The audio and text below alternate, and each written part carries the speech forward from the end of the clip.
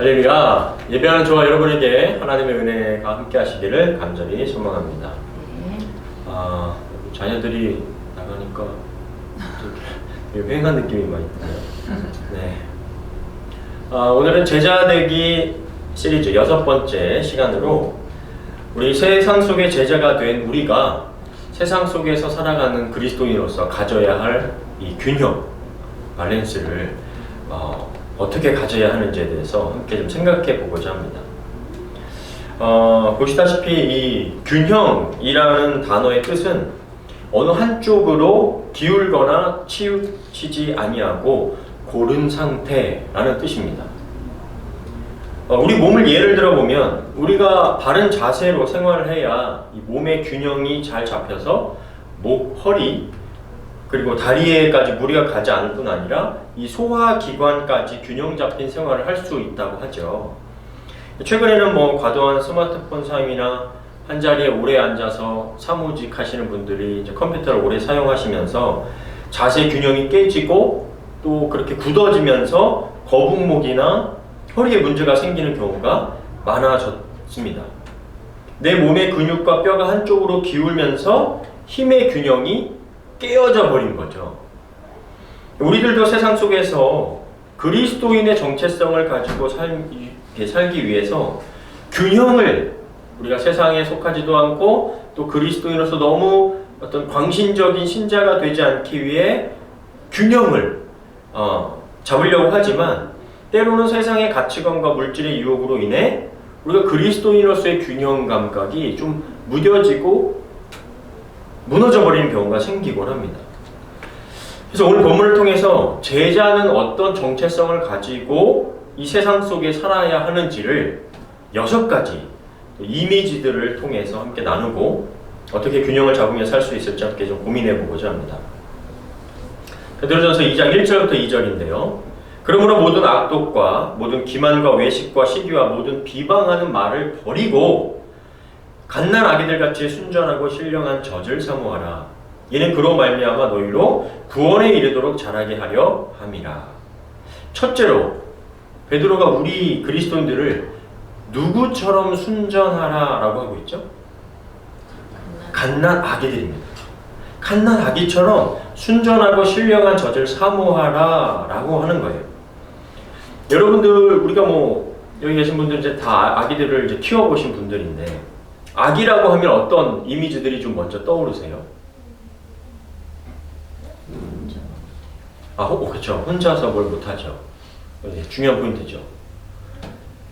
네, 귀여운 이미지도 있고요. 그냥 어쩌할 걸 얘가 뭘 원하는 거에 대해서 막 계속 우는 아이의 모습도 있고요. 뭘 혼자서 못하는 그 미성숙함도 있고요. 순수함 이런 것도 있습니다.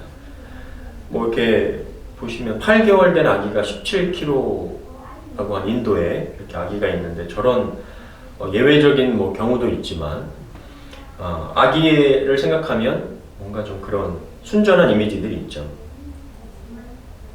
베드로가 성경을 통해서 그리스도인을 아기로 표현한 이유 첫째는 갓 태어났다는 이미지가 있습니다. 베드로전서 1장 23절인데요. 여러분이 거듭난 것은 즉 born again 한 것은 썩어질 씨로 된 것이 아니라 썩지 않을 씨로 된 것이며 영원히 살아있는 하나님의 말씀으로 된 것입니다. 늘 강조하지만 우리는 예수님으로 인해 다시 태어난 사람들입니다. born again, 다시 태어난 존재.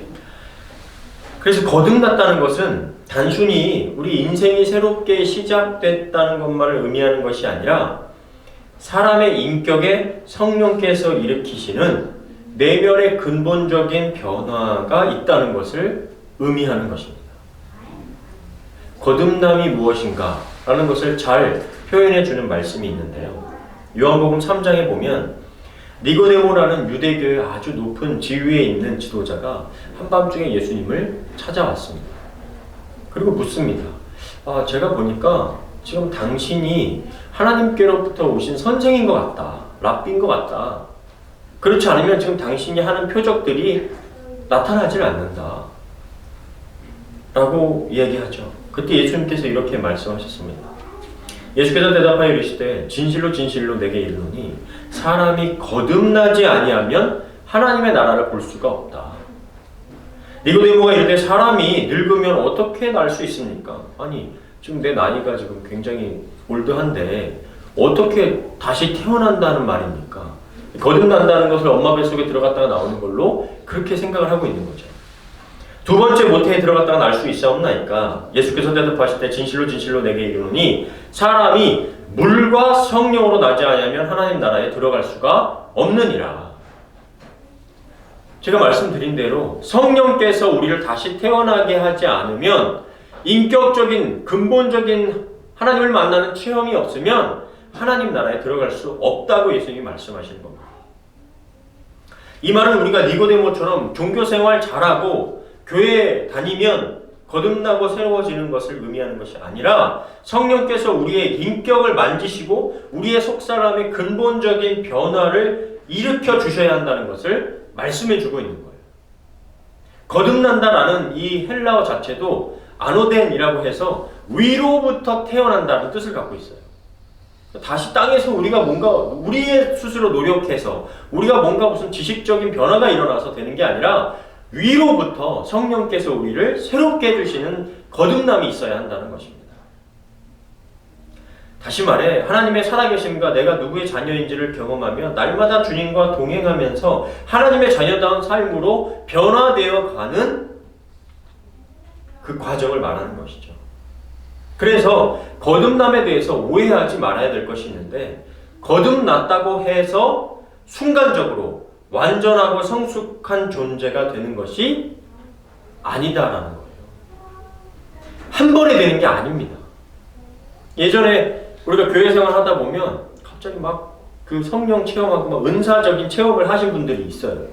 막 어떤 뜨거운 체험, 막 불의 체험, 바람의 체험 이런 것들을 해서 막 갑자기 뭐 방언을 하시거나 은사가 나타나시는 분들이 있어요. 그래서 막 뜨겁게 교회 생활 하시는데 조금 시간이 지나면 다시 그 과거의 본성들이 성격과 캐릭터들이 그대로 나오는 사람들이 있었습니다. 그러니까 그것이 성령 은사의 체험을 한다고 해서 갑자기 사람 자체가 확 바뀌는 게 아니라는 것이죠. 그런 의미에서 베드로는 이것을 정확히 짚어주고 있는데 그리스도인이 된 우리가 다시 태어난 아기 같다는 겁니다. 아기. 거듭난 것이 완벽한 사람이 되는 것을 의미하지 않는다는 거예요. 순전한 아기가 부모 없이는 위험한 상태인 것처럼 혼자서는 뭘 못한다고 얘기한 것처럼 오직 엄마의 젖을 먹는데 온 힘을 다하는 열심, 사모함이 있는 것처럼 우리들도 갓난아기들 같이 순전하고 신령한 젖을 사모하는 아기 같다라는 겁니다. 그럼 여기서 우리가 사모해야 할 신령한 젖은 무엇을 의미하는 것일까요? 신령한이라는 헬라어 단어가 로기코스인데 바로 로고스 말씀을 비유적으로 표현하고 있습니다. 베드로전서 1장 23절에 이야기한 것처럼 우리가 거듭난 것은 영원히 살아있는 하나님의 말씀으로 되었기 때문입니다. 따라서 우리는 아기처럼 갓 태어난 존재로서 하나님의 말씀, 신령한 저주로 성장해야 하는 아기 같은 존재다라는 것을 우리가 첫 번째 이미지로 기억하면 좋겠습니다. 두 번째는 돌의 이미지예요. 우리가 돌 같다는 것은 무슨 의미일까요? 돌. 우리가 돌처럼 너무 변하지 않아서 돌 같다라고 하시는 걸까? 아니면 좀 돌머리 같아서 그러는 걸까? 뭔가 좀 변화가 안 돼서 그러는 걸까? 네, 그건 아니고요. 2장 4절부터 5절인데요. 사람에게는 버림받아 되었으나 하나님께는 택하심을 입은 보배로운 산돌이신 예수께 나아가 너희도 산돌같이 신령한 집으로 세워지고 예수 그리스도로 말미암아 하나님이 기쁘게 받으실 신령한 제사를 드릴 거룩한 제사장이 될지니라. 이 본문에서 예수님께서는 사람들에게 어떻게 되었다라고 말하고 있습니까? 버려진 돌이 되었다. 그런데 그 버려진 돌이 살아있는 산돌이 되었다는 거예요. 돌의 이미지를 통해서 지금 예수님과 우리를 비유해주고 있는 겁니다. 여러분, 예전에 요즘도 있는지 모르겠는데 이렇게 준공식하고 건물들 보면 머릿돌이라고 쓰여졌던 거 혹시 보신 적 있으세요? 베드로전서 2장 7절에 보면요, 그러므로 믿는 너희에게는 보배이나 믿지 아니하는 자에게는 건축자들이 버린 그 돌이 모퉁이의 머릿돌이 되고,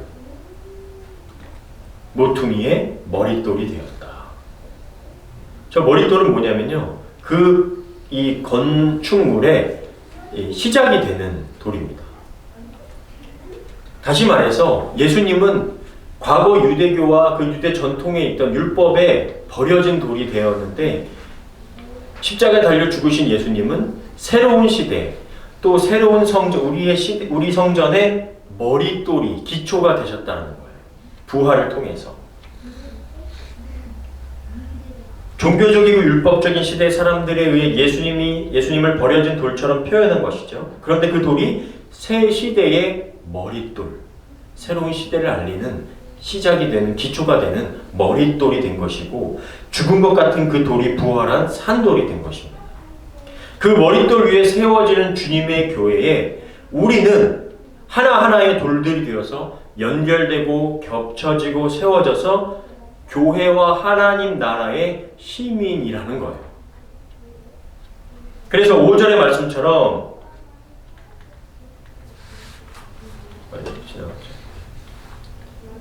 너희도 산돌같이 신령한 집으로 세워지고 라고 말씀하고 있는 거예요.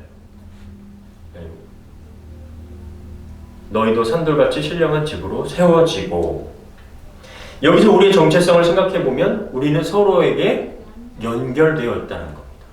돌들이 연결되어야 하나의 건축물이 되듯이 우린 서로에게 연결되어 있는 거예요. 다른 말로 연합되어 있습니다. 바울의 표현을 보면 한 몸 안에 각 지체가 마디마다 연결되어 있다고 한 것과 같은 의미예요. 이 돌의 이미지를 통해 그리스도인이 교회로서 가져야 하는 정체성을 나타내죠. 그것은 우리가 교회로서 가져야 할 정체성은 뭐냐면 공동체라는 겁니다. 연합되는 것, 하나됨이죠. 며칠 전에 기사를 하나 봤어요. 제 아내하고 같이 함께 그 기사를 나눴는데, 호주의 한 백만장자가 사업 실패와 이혼을 겪었어요. 그래서 이 세상 나 진짜 떠나겠다 하고 무인도로 들어갔습니다. 섬을 사서. 그 무인도에 들어가서 마네킹 하나하고 애완견 2마리와 함께 25년을 혼자 살았어요. 대단합니다. 그런데 최근 나이가 들면서 그 섬에서 같이 함께 지낼 중년의 부부를 구하고 있다. 월급을 줄 테니 중년의 부부를 구하고 있다는 거예요. 25년을 버텼던 건 대단하지만 결국 나이가 들면서 인간은 결국 혼자 살 수 없는 존재라는 것을 아주 나타내주는 좋은 예화였습니다. 사람뿐만이 아니라요, 지금 야생 동물들이 50년 동안 69%가 줄어들었고요, 지구의 허파라고 하는 아마존에서는 94%의 동물들이 사라졌다는 거예요. 멸종되었습니다. 이와 같은 상황을 6번째 대멸종의 시기라고 표현하고 있습니다. 사람뿐만이 아니라 지구의 생명들과 우리는 공동체를 이루고 연합하며 살아야 하는데, 우리는 그동안 너무 이 경제적인 활동에 물질 세계에 이기적으로 살았음을 깨닫고 반성하며 우리 주변을 돌아보는 그 공동체성을 회복해야 하는 중요한 시기에 놓여져 있는 것이죠. 하나님이 우리에게 요구하시는 것, 제자된 우리에게 요구하시는 것, 공동체 의식이라는 것입니다. 그것이 우리를 돌의 이미지로 표현한 것이 될 줄 믿습니다. 그래서 우리가 함께 저렇게 기도 제목을 놓고 기도하는 것, 내 일이 아닌데 함께 기도하는 것을 우리 중보한다고 그러거든요. 중보 기도라고 그래요. 그래서 내 일이 아니지만 우리 가족의 일처럼 여기고, 또 우리 지구의 일처럼 여기고, 우리의 열방을 우리 하나된 일로 여기면서 함께 기도할 수 있는 것, 그것이 공동체성을 회복하는 일이 돼야 할 줄 믿습니다. 세 번째로, 하나님을 예배할 의무가 있는 거룩한 제사장에 우리를 비유합니다. 우리 한번 같이 읽겠습니다. 베드로전서 2장 5절 시작. 너희도 산돌같이 신령한 집으로 세워지고 예수 그리스도로 말미암아 하나님이 기쁘게 받으실 신령한 제사를 드릴 거룩한 제사장이 될지니. 2장 9절입니다. 그러나 너희는 택하신 족속이요 왕같은 제사장들이요. 네. 베드로는 하나님이 우리를 거룩한 제사장, 왕같은 제사장으로 만드시고 부르셨다라고 말하고 있습니다. 여러분, 제사장이 뭐하는 사람이었죠? 구약시대에는 이 제사장의 역할이 굉장히 강조되고 중요하게 여겨졌는데요. 두 가지 아주 독점적인 특권이 있었습니다. 첫째는요, 하나님께 나아갈 수 있는 특권이었어요.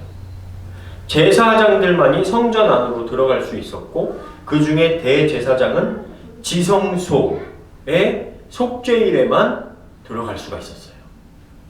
이렇게 저기 성막을 보면, 성막이 이렇게 있으면 지성소가 성소가 있고, 그 다음에 또 나눠 여기 커튼처럼 되어 있는 휘장이라고 하는 것이 있었는데요.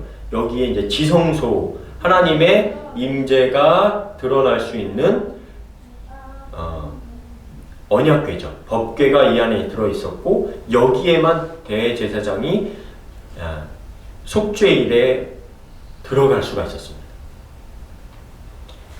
대제사장도 이 지성소로 들어갈 때는 자신의 죄를 먼저 회개하고 들어가야만 했었어요. 그렇지 않으면 제사장은 죽어서 끌려 나와야만 했었습니다.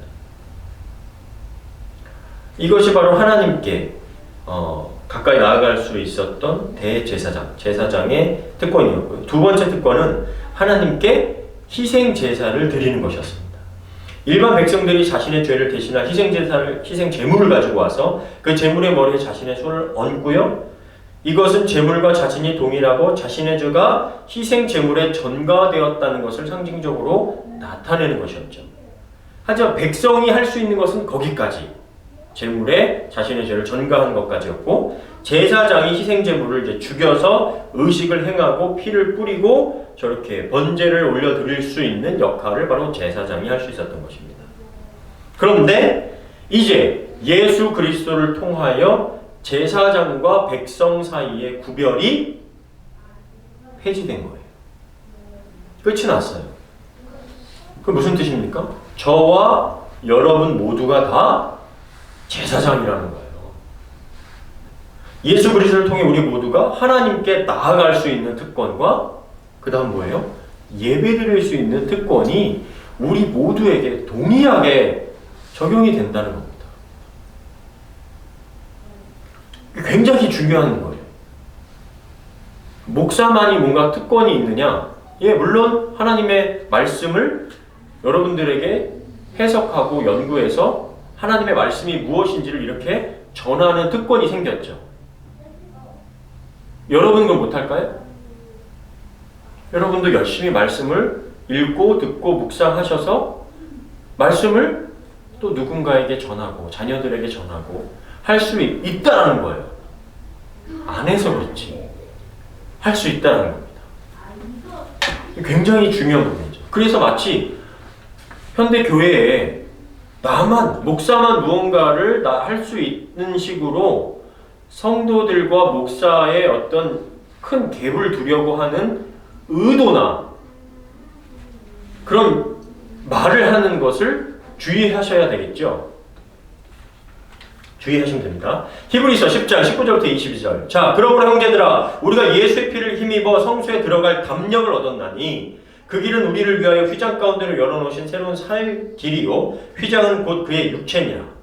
마태복음에 보면 예수님께서 십자가에 달리실 때 성전 안에 있던 휘장이 찢어졌어요. 누가 가서 가위로 찢은 게 아니라 찢어졌다고요. 그냥 굉장히 독특한 일이 일어났던 거죠. 자, 같이 읽겠습니다. 21절 22절 시작. 또 하나님의 집 다스리는 큰 제사장이 계심에 우리가 마음의 뿌림을 받아 악한 양심으로부터 벗어나고 몸은 맑은 물로 씻음을 받았으니 참 마음과 온전한 믿음으로 하나님께 나아가자. 참 마음과 온전한 믿음으로 하나님께 나아갈 수 있게 된 여러분들 제사장이 된 겁니다. 십자가 사건이 왜 우리에게 중요한가를 아주 정확하게 얘기해주고 있는 중요한 본문입니다. 주님이 매맞으심으로, 주님이 찢기심으로 그 보혈의 능력을 힘입어 열려진 지성소로 하나님께 나아갈 담대한 마음을 우리가 얻게 되었다는 거예요. 따라서 이제 우리는 예수님을 통해 예배라는 신령한 제사를 하나님께 드리며 자유의 복음을 누릴 수 있게 되었음을 믿으시기 바랍니다. 자, 지금 세 가지 나눴죠. 첫 번째 이미지는 뭐였죠?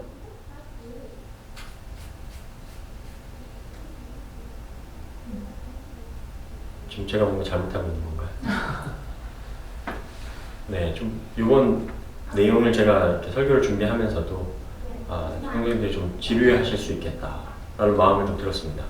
첫 번째는 우리는 갓 태어난 아기 같은 이미지였죠. 두 번째는 머리돌의 이미지였습니다. 세 번째는 제사장이다 라는 이미지죠.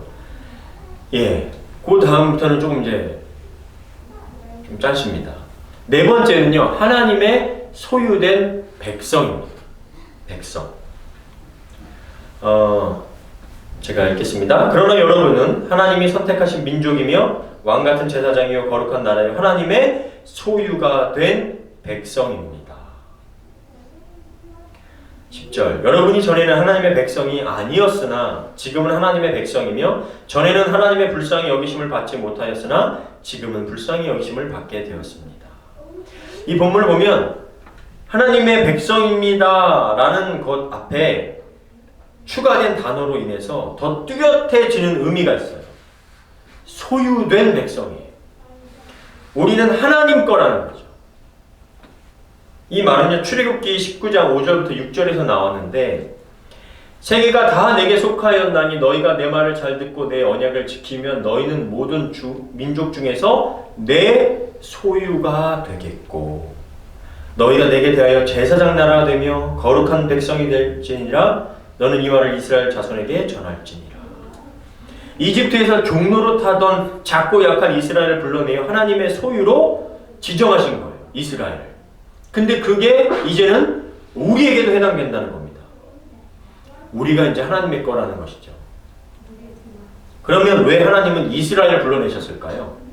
그 작고 약한 나라, 거대한 민족들 가운데서 그 작고 약한 이스라엘을 왜 불러내셨을까요? 그리고 왜 우리를 택하시고 그분의 백성이 되게 하셨을까요? 우리가 뭐 좀 더 특별해서 그런 걸까요? 뭐 어느 정도 맞지만 100% 정답은 아니죠. 하나님께서 이스라엘 그리고 우리를 먼저 부르신 것은 편애가 아니라 그분의 증인이 되게 하기 위하여 불러내신 겁니다. 2장 9절인데요. 자, 너희는 택하신 족속이요 왕같은 제사장들이요 거룩한 나라의 그의 소유가 된 백성이니 이는 너희를 어두운 데서 불러내어 그의 기이한 빛에 들어가게 하신 이에 아름다운 덕을 선포하게 하려 하심이라. 하나님의 이 놀랍고 아름다운 뜻과 덕을 온 세계 가운데 선포케 하기 위하여 우리를 불러내셨다는 거예요. 그래서 우리를 소유 삼으셨다는 거예요. 그래서 우리가 하나님의 부르심을 이해하지 못하고 납득하지 못하여 그분의 목적대로 살지 못할 때 삶이 복잡해지고 괴로워지는 겁니다. 삶이 이해가 안 되고 허무와 캐렉이 전부인 것처럼 삶을 바라보게 된다는 거죠. 하나님께서 우리를 그분의 소유로 부르신 부름에 응답하며 사시는 저와 여러분 되기를 바랍니다. 끝으로 두 가지 이미지를 좀 짧게 소개하고자 합니다. 다섯 번째와 여섯 번째인데요. 다섯 번째는 거류민과 나그네고요. 마지막 여섯 번째는 종의 이미지입니다. 한번 같이 읽겠습니다. 시작. 사랑하는 자들아 거류민과 나그네 같은 너희를 권하노니 영혼을 거슬러 싸우는 육체의 정욕을 제어하라. 여기서 거류민이라는 뜻은 자신이 사는 지역에서 시민권이 없는 이들을 가리키는 것이 거류민이고요. 나그네는 집이 없는 사람들을 의미합니다. 왜 우리들을 거류민이나 나그네로 묘사하고 있을까? 이미 이 베드로 사도가 이 서신서를 쓸 때 당시에는 그리스도인들이 대부분 거류민이나 나그네처럼 살았었어요. 마치 우리 가운데 어떤 분들은 아직 캐나다 시민권이 아니신 분들이 있잖아요. 소속이 한국에 있는 것처럼 우리 그리스도인들의 우선적인 시민권이 어디에 있느냐?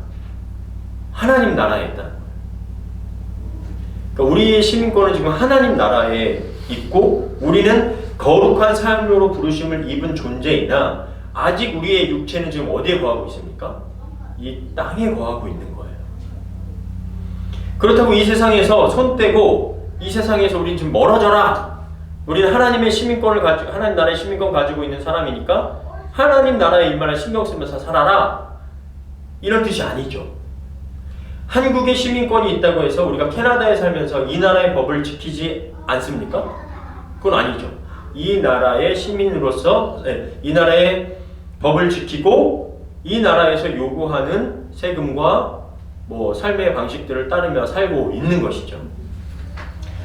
똑같이 거룩한 하나님 나라의 사람들로 이 땅에 살고는 있지만 육체의 정욕을 제어하며 하나님 나라의 시민으로서 살기를 바란다라는 것입니다.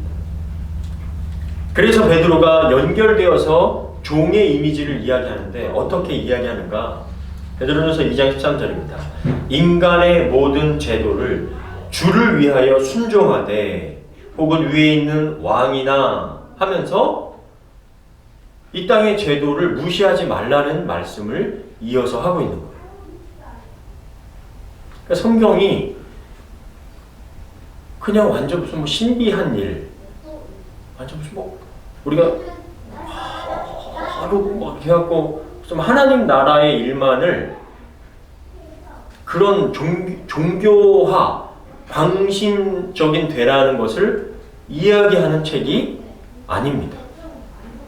신비적인 부분이 있지만 신비주의자가 되라는 건 아니에요. 종교적인 부분이 있지만 종교주의자가 되라는 건 아닙니다.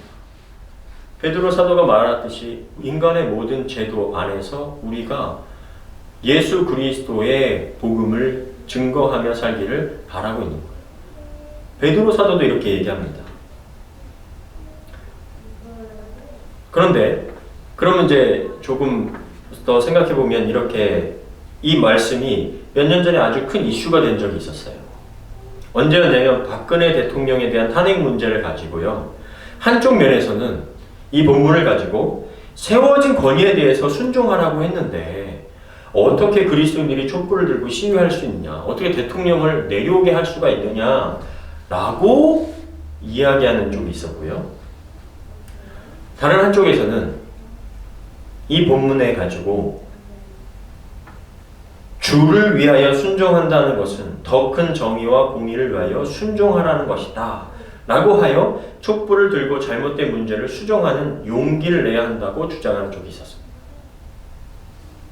자, 여러분들 우리가 세상에서 살면서 이런 사회 문제와 우리가 믿고 있는 이 복음과 충돌할 때 어떤 생각으로 먼저 이런 결정을 내리면 좋을까요?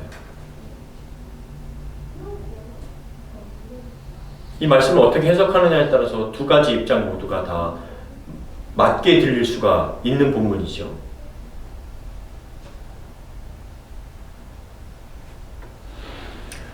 시간 관계상 다 자세하게 이야기할 수 없지만 우리 그리스도인은 때로 주님이 우리를 위해 고난 당하신 것처럼 억울함 속에서 참고 인내해야 할 때도 있겠죠.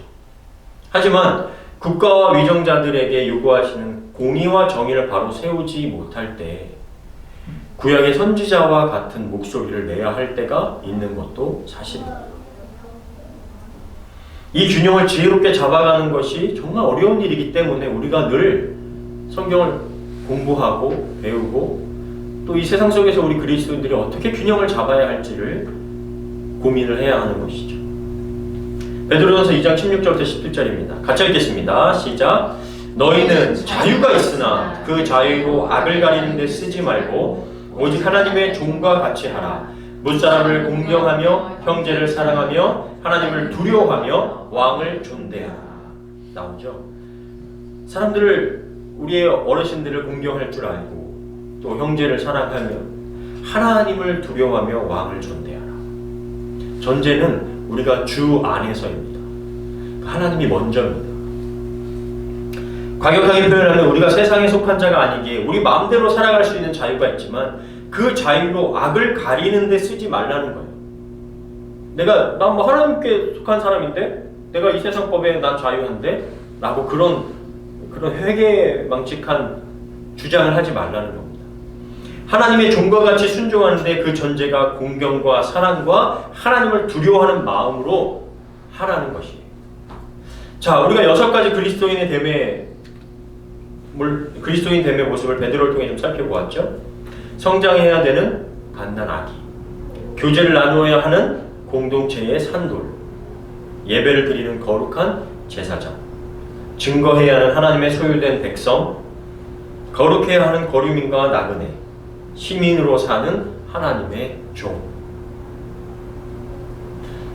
오늘 말씀이 여러분들에게 좀 이렇게 좀 이렇게 논리정연하게 들려지지 않았을 수 있을지 모르겠습니다.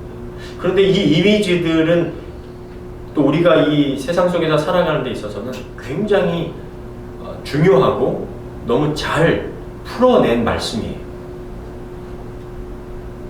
그렇다면 이와 같은 이미지를 통해 우리가 제자로서 어떤 균형을 가져야 하는가 3가지로 좀 보도록 하겠습니다. 우리는 개인적인 제자들로 자라는 일과 개인으로서 자라야 하는 일, 공동체로서 교제하는 일 둘 다로 부름을 받았기 때문에 그 가운데 균형을 좀 잡아야 합니다. 그래서 때로는 내 개인적인 일 때문에 공동체와 때로는 거리감이 생길 수 있고 이 공동체가 이해가 안 될 수도 있겠죠. 하지만 공동체로 인해서 내가 때로는 희생하고 이 공동체를 위해서 먼저 도와야 할 때가 또 있을 수 있습니다. 예를 들자면 우리가 릴류엣을 위해서 헌신하는 일, 헌금을 하는 일도 그것에 해당될 수도 있고요. 그런 일들이 있겠죠. 2번째는 우리는 예배와 일 둘 다를 하도록 부름받았기에 그 사이에서 균형을 잡아야 합니다. 거룩한 제사장으로서 세상 속에서 우리가 일하는 것도 굉장히 중요한 일입니다. 그러나 예배하는 일이 하나님 앞에서 먼저 될 수 있어야 하는 일이 또 되는 것이죠.